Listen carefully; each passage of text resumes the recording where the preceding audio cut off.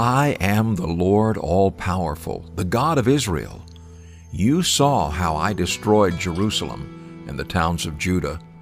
They lie empty and in ruins today, because the people of Judah made me angry by worshiping gods that had never helped them or their ancestors.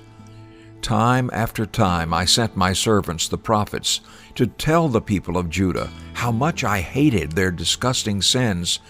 The prophets warned them to stop sinning, but they refused to listen and would not stop worshiping other gods.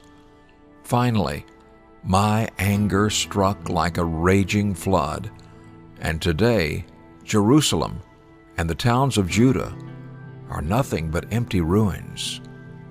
Why do you now insist on heading for another disaster? A disaster that will destroy not only you, but also your children and babies. Those words come from Jeremiah chapter 44, verses 2 to 7. I remember a time when the Bible was the standard for all moral behavior in the United States. Many people did not live up to that standard, but as a society, we agreed with the Bible about the definition of sin. But things have changed, and changed drastically. Now pointing out the sins of the Bible is the greatest sin of all. We refuse to even listen to the judgments of God pronounced in His Word about specific sins. We have legalized sin and made it illegal to speak out against those things that God finds disgusting. The fatal mistake that we are making today is to believe that God doesn't get angry anymore.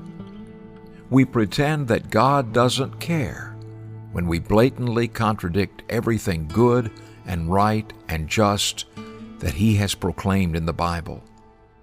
There are still consequences for sin in this world, and those consequences are no respecters of persons or nations. Lord Jesus, forgive me for refusing to take Your word seriously.